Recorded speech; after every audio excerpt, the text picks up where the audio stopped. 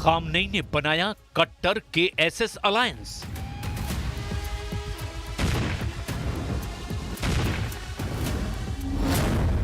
Baghdad के बारूद से जलेगा इजराइल।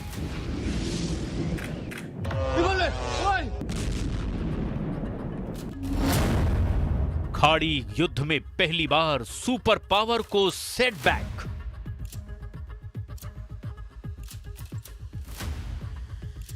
ये युद्ध रिमोट कंट्रोल से चल रहा है।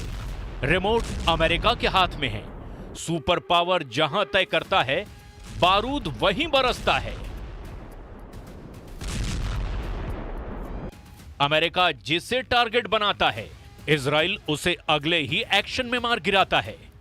हमला चाहे तेहरान में हो, लेबनान में हो, गाजा की सुरंग में हो, चाहे वेस्ट बैंक की गलियों में हो, बिना अमेरिका का इशारा या मंजूरी मिले इजराइल कुछ भी नहीं करता। ईरान के सुप्रीम लीडर अली खामनेई ये आरोप हर दिन सरेआम लगाते हैं। खामनेई ये भी बताते हैं कि इजराइल को हराना है तो पहले अमेरिका को झुकाना होगा, जिसका पहला दांव ईरान ने चल दिया है। ईरान ने अमेरिका को बड़ा झटका दिया है। इस चोट से सुपर पावर तिलमिलाया हुआ है, जैसे इजराइल वॉर जोन में भयानक अंदाज में उतर आया है। अमेरिका भी जल्द कुछ बड़ा कर सकता है। इजराइल ने तो अब दिन में ही हिजबुल्लाह को पीटने का मिशन शुरू कर दिया है। वजह हिजबुल्लाह फाइटर में आई नई जान है। नए लीडर के नाम के ऐलान के बाद लड़ाकों ने अब इजराइल को बराबर की टक्कर देनी शुरू कर दी है। हमले की हद भी पार होने लगी है। रॉकेट, मिसाइल और ड्रोन का आक्रमण आउट ऑफ कंट्रोल हो चुका है। तो वहीं इजराइल ने युद्ध का वक्त भी बदल दिया है। ये बारूदी तांडव अब न रात में रुकेगा न दिन में। हिजबुल्लाह रात में पूरा जोर लगा रहा है, तो इजराइल ने दिन के उजाले में बारूदी डोज डबल कर दी है। दिवाली वाली रात लेबनान की तरफ से 200 हमले हुए, जिसमें मिसाइल और रॉकेट का हिसाब लगाना भी मुश्किल हो गया।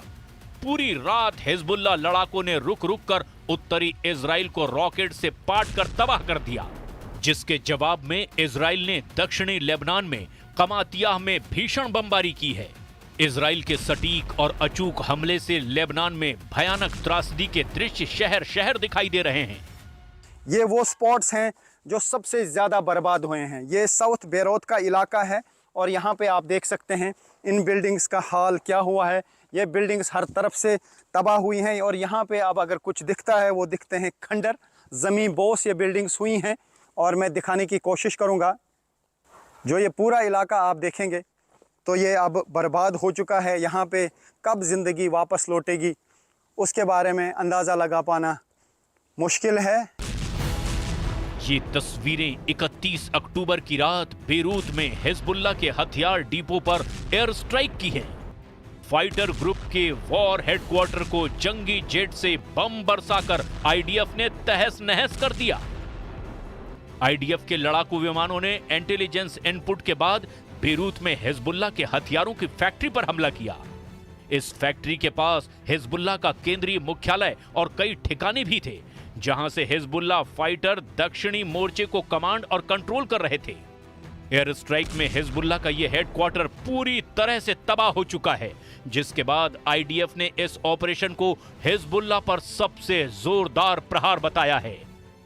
चाहे साउथ लेबनान हो, चाहे टियर का इलाका हो, नबाती का इलाका हो या फिर दहिया का इलाका हो, साउथ बेरूत के कुछ इलाके हैं, सब जगह पे यही हाल देखने को मिल रहा है।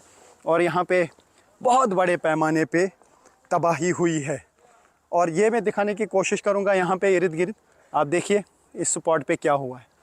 खंडर, गज़ा में भी इसी तरीके के हालात हैं और उससे भी बदतर कई इलाके ऐसे हैं लेबनान में जिनको यही तबाह कर दिया गया।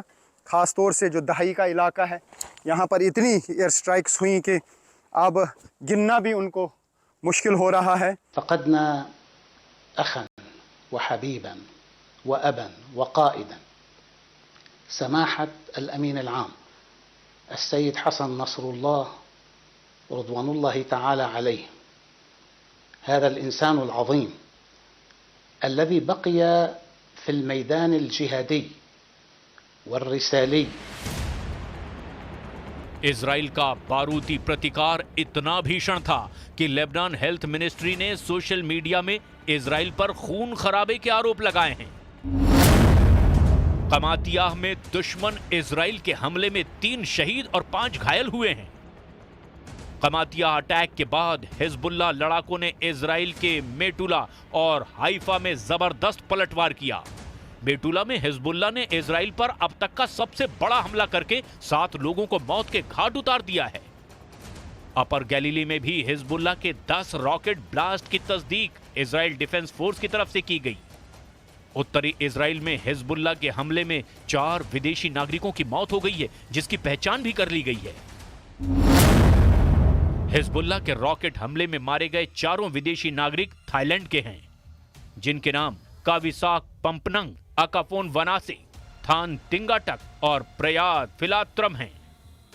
मेडुला सिटी में बेमौत मारे गए थाई नागरिकों की पुष्टि थाईलैंड के विदेश मंत्री ने सोशल मीडिया पोस्ट में की। हिजबुल्लाह के अटैक में अचानक आई तेजी और उससे होने वाली तबाही ने नेतन्याहू की टेंशन और बढ़ा दी है, लेकिन यह इजराइल के लिए सिर्फ ट्रेलर भर है। नेतन्याहू को घेरने का ऐसा प्लान बना है जिससे इजराइल युद्ध में बैकफुट पर आ सकता है। मुमकिन है ईरान की चाल से इजराइल कुछ ही दिन बाद युद्ध में चारों खाने चित भी हो जाए। खामनेई का ट्रैप जितना डेंजरस है उतना ही विनाशकारी भी। आगे सुनिए नईम कासिम का वो बारूदी भाषण जिसने नेतन्याहू की सिक्योरिटी बढ़ाने पर मजबूर कर दिया है। हिजबुल्लाह के नए चीफ ने पीएम नेतन्याहू को क्लियर मैसेज दिया है कि वो ज्यादा दिन तक खैर नहीं मना पाएंगे, क्योंकि अब हिजबुल्लाह की रदवान फोर्स का फर्स्ट टारगेट कोई और नहीं, प्राइम मिनिस्टर नेतन्याहू ही हैं। أقول لكم المقاومة لن تهزم لأنها صاحبة الأرض ولأن مقاوميها استشهاديون لا يقبلون إلا حياة العز.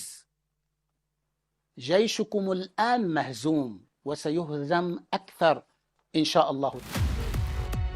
नईम कासिम की ये धमकी इजराइल हल्के में नहीं ले रहा है। नेतन्याहू की सिक्योरिटी भी पहले से कहीं ज्यादा बढ़ा दी गई है। नेतन्याहू कब, कहां, कौन सी मीटिंग करेंगे, इसको भी ऐन वक्त पर ही अब तय किया जा रहा है।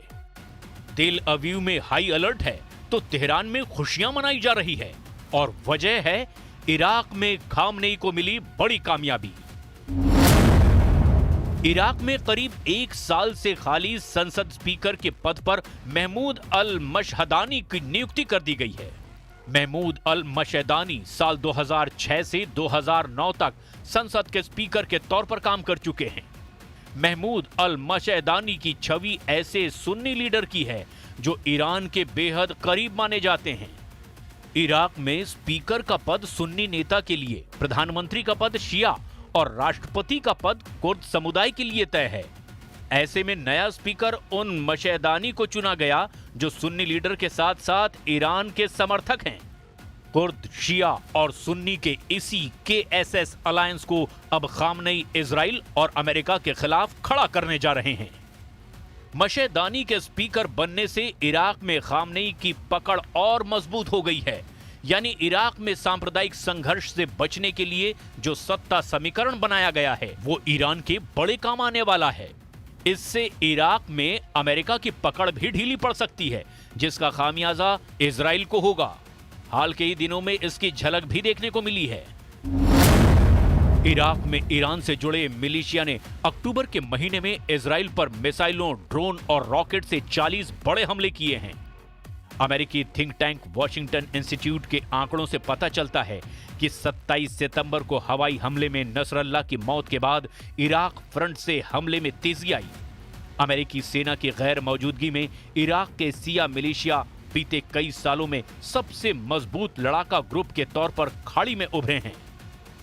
ऐसे में अगर इराक के लड़ाका ग्रुप ने इजराइल पर जॉइंट अटैक करके आर पार का युद्ध शुरू किया तो नेतन्याहू के लिए अकेले इनसे निपटना आसान नहीं होगा, क्योंकि इराक में अमेरिकी सेना की तैनाती सिर्फ नाम भर के लिए है।